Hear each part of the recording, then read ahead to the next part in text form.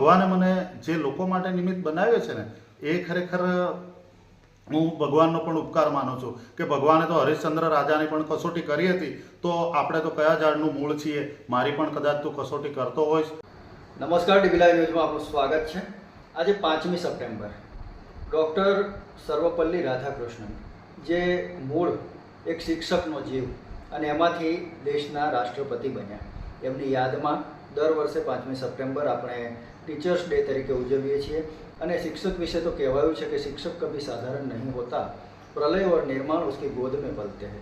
ત્યારે આજે આપણે ભારતના એક એવા શિક્ષકને મળવા જઈશું કે જે પોતાના પરિવાર કરતાં પણ પોતાનું જે કાર્ય છે, પોતાનું જે ક્ષેત્ર છે, જે પોતાનું કર્મ છે, જે વિદ્યાર્થીઓ પ્રત્યેની ભાવના છે, એને પોતાના જીવનમાં કેટલી દ્રઢ રીતે વળગી રહ્યા છે.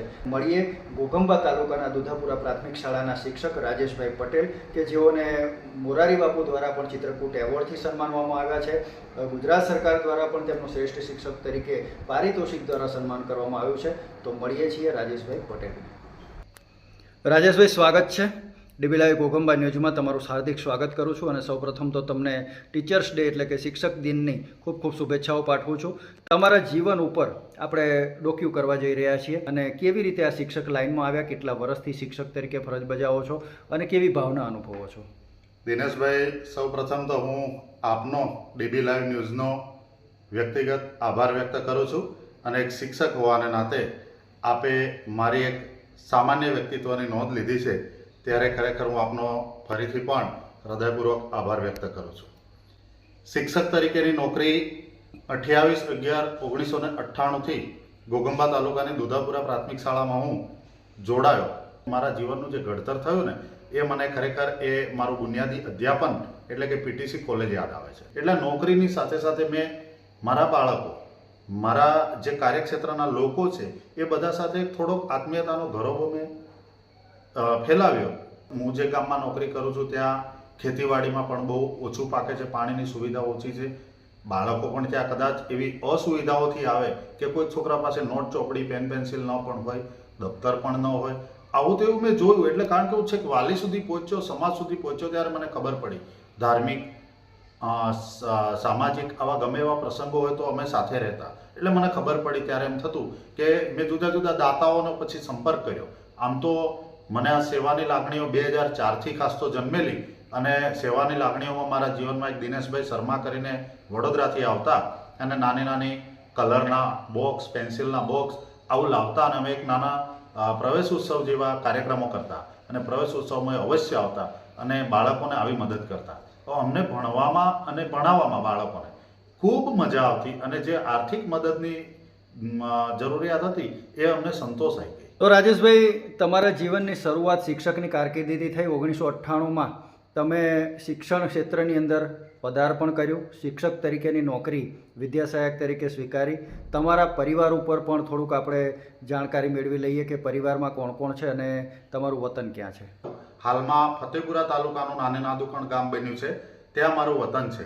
અને મારા પરિવારમાં મારા માતા પણ છે, પિતા પણ છે, મારે એક ભાઈ પણ છે. મારા પરિવારમાં પણ મારા ધર્મપત્ની, બંને બાળકો છે, અને અમારું એક ખેડૂત પરિવાર છે. ખૂબ સરસ રાજેશભાઈ. તો એક ખેડૂત પરિવારમાંથી આવો છો અને તમારું આમ સંતરામપુર તાલુકો એટલે અત્યારે તો ફતેપુરા, પણ સંતરામપુર એટલે લગભગ 100 કિલોમીટર જેવું થતું હશે, બરાબર ને? બરાબર. તો 100 કિલોમીટર તમારી જન્મભૂમિ અને ત્યાંથી દૂર તમે કર્મભૂમિ બનાવી અને ઘોઘંબાના જે લોકો છે એમને ખૂબ જ, વિદ્યાર્થીઓને તો તમે પોતાના સમજી અને એમને ઘણું બધું આમ એમના જીવન ઘડતરનું કાર્ય કરી રહ્યા છો. તમે ખરેખર એ વિદ્યાર્થીઓ અને એ પરિવારના ઉત્થાનનું કાર્ય કરી રહ્યા છો. સાથે સાથે તમે સમાજ સેવાની પણ ઘણી બધી પ્રવૃત્તિઓ કરી છે. એની ટૂંકમાં કેટલીક વિગતો આપશો કે અત્યાર સુધીમાં સમાજ સેવામાં તમે શું શું કામગીરી કરી છે? દિનેશભાઈ, ખરેખર જે આપણો દેશ છે ને એ દેશનું જો સામાન્યમાં સામાન્ય વાત કરીએ ને તો એનો પાયો છે નાનકડા બાળકો અને અમારું પ્રાથમિક શિક્ષણ. નવી પેઢી પણ એના માટે તૈયાર કરવી પડશે, સમજાવવું પડશે.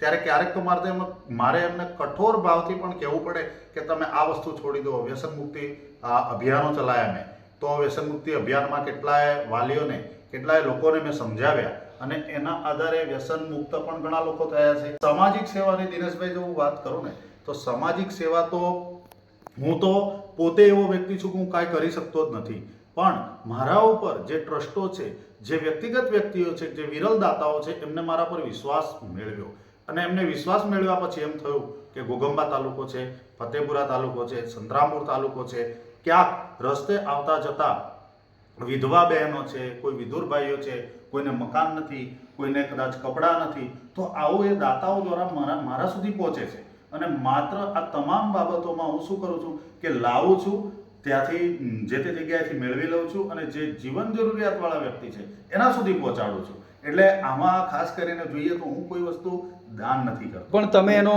માધ્યમ બન્યા છો, એક મિડલ વ્યક્તિ તરીકે જે લોકો સુધી આ સહાયને પહોંચાડવી, લોકોના જીવનની અંદર પ્રકાશ પાથરવાનું કાર્ય કર્યું છે. તો એની અંદર અત્યાર સુધીમાં કેટલાક લોકો સુધી આવી તમે સહાયો પહોંચાડી હશે? આમાં તો દિનેશભાઈ હું વાત કરું ને, હિસાબ કિતાબ કરવા જાઉં તો એનો કોઈ પાર નથી. કારણ કે ઘણી બધી એવી એનજીઓ છે. એક એનજીઓ તો એવી હતી કે વિદેશની એનજીઓ, તો એમાં મેં અત્યારે છેલ્લા 3 વર્ષમાં 6 જેટલી પ્રાથમિક શાળાઓમાં ₹5 લાખનો આરો પ્લાન્ટ વિધાઉટ એનર્જી એવો ચાલે છે ને. એવા એક રણજીતનગર છે, હાલોલ તાલુકાનું જેપુરા છે, ચેલાવાડા છે, દુધાપુરા છે, આવી 6 જેટલી શાળાઓમાં આવા પ્લાન્ટ એક માત્ર ફોન અને એક સંબંધના કારણે, એક વિશ્વસનીયતાના કારણે આવી શાળાઓમાં આપણે ઝાઝા બાળકોને લાભ મળે અને એ બાળકોને પેટની તકલીફ હોય, એના આરોગ્યને કોઈ નુકસાન ન થાય એવા આરો ફિલ્ટર પ્લાન્ટ પણ આપણે નંખાયા છે.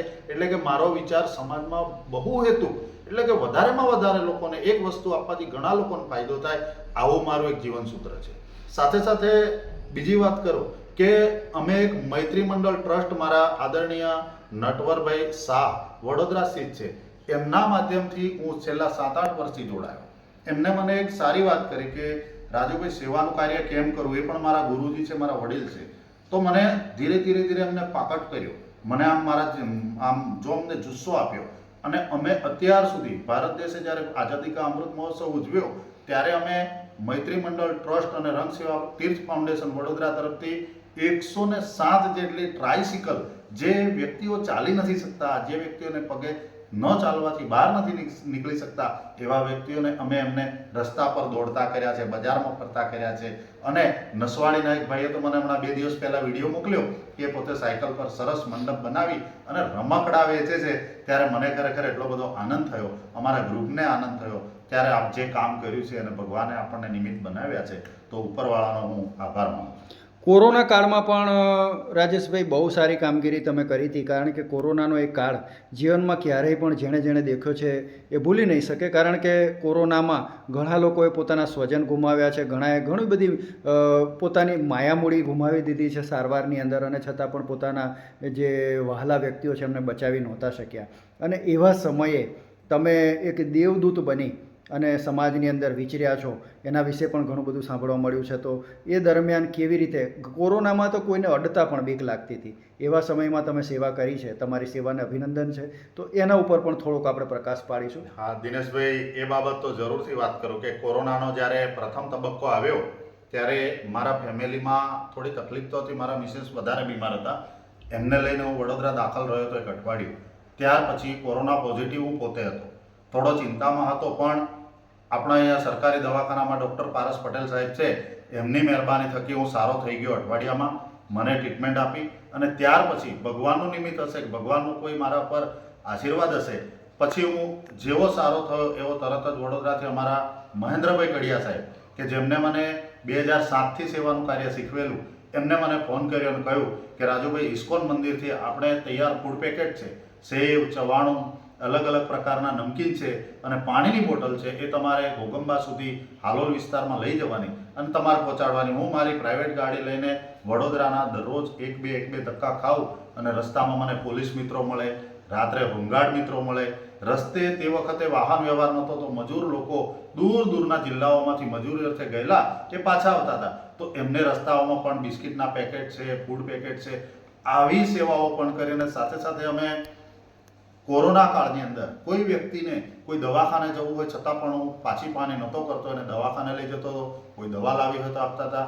અને અમે કડું કરિયાતુની આયુર્વેદિક ગોળીઓ હતી એવી લગભગ મેં અંદાજ છે કે 1 લાખથી વધારે ગોળીઓ મેં આસપાસના વિસ્તારમાં આયુર્વેદિક ગોળીઓ કે જેને કોરોનામાં એક મજબૂતાઈ મળે, એનામાં એક ઇમ્યુનિટી સિસ્ટમ એની વધે, એવા માટે અમે એવી ગોળીઓ પણ ઘરે ઘરે પહોંચીને, દવાખાનાઓમાં ડૉક્ટર સાહેબનો કોન્ટેક્ટ કરીને, તમામ CSC PSCનો કોન્ટેક્ટ કરીને એ વિસ્તારમાં એ જગ્યાએ દરેકે દરેક ગામમાં હું ફર્યો હતો અને સર્ટિફાઈડ ગોળીઓ આપી હતી. એના થકી પણ ઘણા બધા લોકોએ એવા આશીર્વાદ આપેલા કે તમે સાહેબ ખૂબ સારું કામ કરો છો.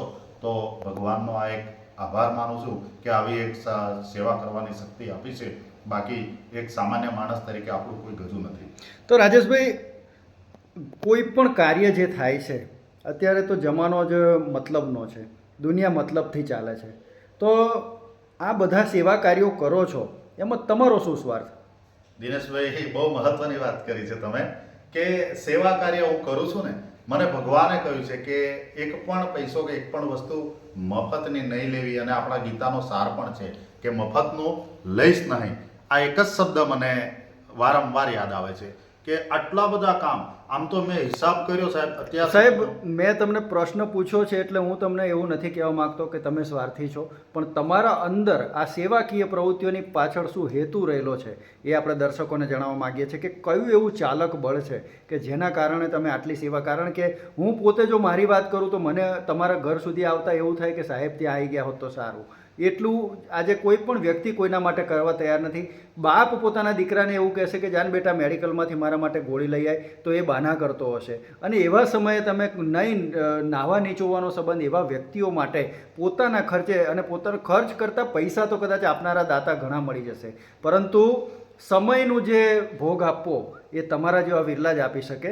અને એ તમે આપો છો એની પાછળનો હેતુ શું છે? કયા ચાલક બળથી તમે આ કામ કરો છો? બસ મને ભગવાનની અને માતાજીની મહેરબાની હોય એવું મને લાગી રહ્યું છે.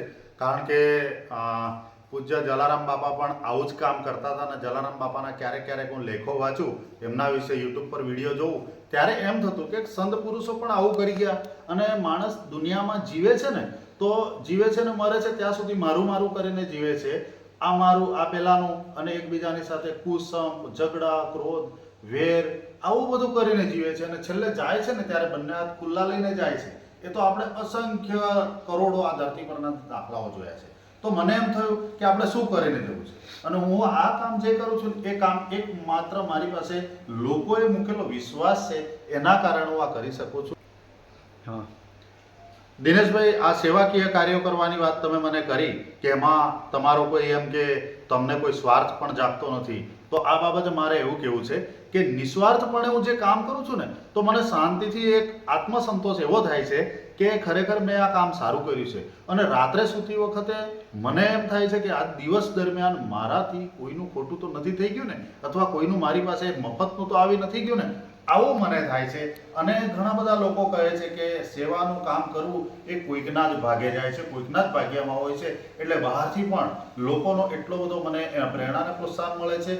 આધ્યાત્મિક દ્રષ્ટિએ પણ હું જોવા જાઉં તો આધ્યાત્મિક દ્રષ્ટિએ પણ મને એટલો આત્મસંતોષ થાય છે.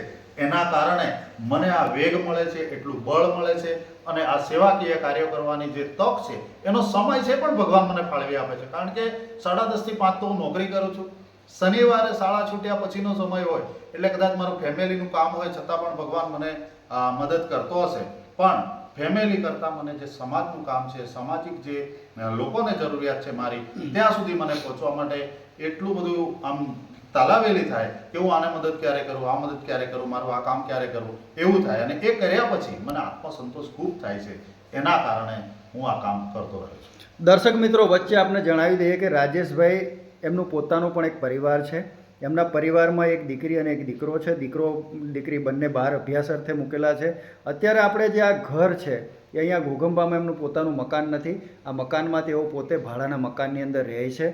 અને એમના પત્ની આ જે સેવા કાર્ય કરે છે, કેવી પરિસ્થિતિની અંદર કરે છે, એ બહુ મહત્ત્વનું છે. કારણ કે એમના પોતાના જે આમ અર્ધાંગીની કહીએ, એમના ધર્મપત્ની, એ પણ મેડિકલી ફિટ નથી ફિઝિકલી, અને એમને ઘણી બધી તકલીફો છે. કાયમ એમની ટ્રીટમેન્ટ ચાલતી હોય છે. જમવાનું રાજેશભાઈ તમારે પોતે બનાવવું પડે છે, એવું મેં જાણ્યું છે. એટલે કે આટલું બધું કર્યા પછી પણ તમને તૈયાર રોટલો આપનાર નથી. કારણ કે બેન માટે પણ જમવાનું કદાચ તમારે બનાવવું પડે છે. સાચી તો વાત. આવી પરિસ્થિતિની અંદર દર્શક મિત્રો તમને જણાવી દઈએ કે સેવા કરવી એ એક વસ્તુ છે અને પરિસ્થિતિ સામે મજબૂર બન્યા સિવાય એ પરિસ્થિતિનો હિંમતથી સામનો કરતા જઈ અને પોતાના પ્રશ્નોને એક બાજુ હડસેલી ધક્કો મારી અને બીજાની સેવા કરવી એ તો કોઈક વિરલા જ કરી શકતા હોય છે. તો રાજેશભાઈ, એ માટે હું તમને ખૂબ ખૂબ અભિનંદન પાઠવું છું. તો રાજેશભાઈ, પ્રશ્ન એ છે કે જ્યારે પોતાના જીવનની અંદર પ્રશ્નો હોય, તમારા જીવન ઉપર જ્યારે ડોક્યું કરીએ તો તમારા જીવનની અંદર મેં તમારા જે પારિવારિક જીવન ઉપર થોડો સર્ચ કર્યું છે તો બેનને પણ તકલીફ છે. બેન છેલ્લા કેટલાય વર્ષોથી પથારીવશ તો નહીં, આમ પણ થોડું એમને જાતે કંઈ પણ કરી શકતા નથી. જમવાનું પણ કદાચ તમારે બનાવવું પડે છે. અને આવી પરિસ્થિતિની અંદર બાળકો તમારાથી દૂર છે, પરિવારથી. તો એ સમયે કેવી લાગણી તમે અનુભવો છો અને કેવી રીતે આ સેવા કરવાની હિંમત મેળવો છો? દિનેશભાઈ, આ બાબતે તમે ફેમિલીની વાત કરી. પોતાના ફેમિલીની વાત જ્યારે વર્ણવવાની થાય ને ત્યારે દરેક વ્યક્તિને એમ થાય કે મારી વાત કેવી રીતે કરું. પણ આજે છેલ્લા 5-7 વર્ષથી મારા ધર્મપત્ની છે એ કંઈ સામાન્ય નાની મોટી બીમારીઓથી તકલીફમાં છે અને ક્યારેક સારા થઈ જાય છે, ક્યારેક તકલીફમાં હોય. એટલે ઘરનું બધું કામ બને ત્યાં સુધી કદાચ ઘરમાં કામવાળા કોઈ બેન તો આવતા હશે, કરી જાય છે, પણ જમવાનું છે, અન્ય બીજું વ્યક્તિગત કોઈ કામો હોય એ મારે પોતે જ કરવા પડે છે. એના પણ મારે કામો કરવા પડે છે. સાથે સાથે મારા બંને બાળકો છે. બંને બાળકોમાં મારી દીકરી પણ અત્યારે BSc નર્સિંગની કોલેજ કરે છે. તો એક દીકરી તરીકે પણ કદાચ એને એમ થાય કે મારે પપ્પાને મળવું છે, પણ કદાચ મારા જીવનમાં મને સૌથી પહેલાં જો તબક્કો મળતો હોય ને તો લોકોની સેવાનો. એટલે કદાચ દીકરીને કહું કે બેટા હું આ શનિવારે તને મળવા નહીં આવી શકું અને એ શનિવારે ક્યારેક મારે એને એના જીવનમાં જેમ પપ્પાનો જે પ્રેમ છે એ ઓછો પણ થયો હશે, ઓછો પણ મળતો હશે, તો હું લોકોની સેવા માટે કાં તો વડોદરા જાઉં, કાં તો હાલોલ જાઉં, અથવા કોઈ જગ્યાએ રાશન કીટ વેચવા જવી છે, આવું કામ કરવા જાઉં. એટલે ખરેખર મારા જે બાળકો છે અથવા મારું ફેમિલી છે એને મારાથી સમય નથી આપી શકાતો. એ બાબતે ખરેખર મને દુઃખ છે. પણ ભગવાને મને જે લોકો માટે નિમિત્ત બનાવ્યો છે ને એ ખરેખર હું ભગવાનનો પણ ઉપકાર માનું છું કે ભગવાને તો હરિશ્ચંદ્ર રાજાની પણ કસોટી કરી હતી. તો આપણે તો કયા ઝાડનું મૂળ છીએ, મારી પણ કદાચ તું કસોટી કરતો હોઈશ, તને યોગ્ય લાગે એવી તું કસોટી કરજે, એવો ભગવાનનો પણ ઉપકાર માનું છું. મારે એક દીકરો છે એ પણ અત્યારે 11 સાયન્સમાં ભણે છે. એ પણ ખૂબ દૂર છે. ઘણી વખત એને મારે બસમાં મોકલવો પડે છે, બસમાં બોલાવવો પડે છે. હું ત્યાં દૂર સુધી જઈ શકતો નથી અને આ ફેમિલીની ઘણી બધી જવાબદારીઓ છે. સાથે સાથે નોકરી પણ સંભાળવી પડે છે. કારણ કે જે બાળકોના લીધે હું આ પગાર મેળવું છું, જે બાળકોના લીધે મારી રોજી ચાલે છે, એવા બાળકોને પણ અન્યાય ન થાય એ પણ મારા જીવનનો એક મહત્વનો ભાગ છે. એટલે આ બધી જ બાબતો હું જોતા કદાચ ફેમિલીને મારું થોડું સહન કરવું પડતું હશે, પણ સમાજમાં કદાચ મારી પાસે આવેલું કોઈ કામ હશે, કોઈ જરૂરિયાતમંદ વ્યક્તિ હશે તો એને પણ નુકસાન ન થાય, એને પણ અન્યાય ન થાય, એ પણ મારા જીવનનો એક ભાગ છે. અને આમ તો મારા 2 જ બાળકો છે એવું નથી કહેતો, અથવા મારો પરિવાર, મારા મમ્મી પપ્પા કે મારા ભાઈ બહેનો છે એટલા સુધી નથી વર્ણવતો. મારો પરિવાર ખૂબ અસંખ્ય છે. આ ઘોગંબા તાલુકાના અસંખ્ય શાળાના બાળકો છે, અસંખ્ય લોકો છે, અસંખ્ય જીવન જરૂરિયાતમંદ લોકો છે. એ પણ મારા એક પરિવારના છે એવો પણ મને એક અહેસાસ થાય છે. એટલે ખરેખર હું મારા કુટુંબ પરિવાર પૂરતો સીમિત નથી બોલતો. મારો પરિવાર આમ જોવા જાઉં તો ઘણો બધો છે અને ઘણા બધા લોકોને પણ મારી જરૂરિયાત હોય એવું પણ હું માનું છું. તો રાજેશભાઈ, ખૂબ ખૂબ ધન્યવાદ છે. ભગવાન તમને વધારે ને વધારે આવા સેવાકીય કાર્યો કરવાનું બળ આપે અને તમે બહુ સારી રીતે સમાજની સેવા કરી શકો. દર્શક મિત્રોને ખાસ અપીલ કરીશ કે રાજેશભાઈ માવાભાઈ પટેલ, દુધાપુરા પ્રાથમિક શાળા ઘોગંબા, પોતે પ્રાથમિક ટીચર છે. લગભગ 26 વર્ષથી અહીંયા પોતે સરકારી નોકરી કરી રહ્યા છે. અનેકવિધ કાર્યક્રમોની અંદર તમે એમને એન્કરિંગ તરીકે, કાર્યક્રમનું સંચાલન કરતા તરીકે પણ જોયા હશે અને ઘણી જગ્યાએ તમે એમને સામાજિક સેવાને અંદર દરેક લોકોના, જે જરૂરિયાતમંદ લોકોના પડખે પણ ઊભેલા જોયા હશે. અને છતાં પણ નિર્માની અને કોઈ પણ પ્રકારની સ્વાર્થ રહિત એમની પ્રવૃત્તિઓ છે અને કોઈ પ્રકારનું એમને માન કે મોભાની કોઈ આશા નથી. છતાં પણ તેઓ સમાજની અંદર રહી અને સમાજને એક ઉત્તમ ઉદાહરણ પાડી રહ્યા છે, બતાવી રહ્યા છે. ત્યારે એ શબ્દો સાર્થક થઈ રહ્યા છે જે મેં શરૂઆતમાં કહ્યા હતા કે શિક્ષક કભી સાધારણ નહીં હોતા, પ્રલય और निर्माण उसकी गोद में पलते हैं, પ્રલય और निर्माण उसकी गोद में पलते हैं. અસ્તુ, આપ સૌને મારી વિનંતી છે કે આ વિડીયોને બની શકે તેટલો લાઇક કરજો, શેર કરજો, સબસ્ક્રાઈબ કરજો. નમસ્તે, જય હિન્દ, જય ભારત, જય માતાજી.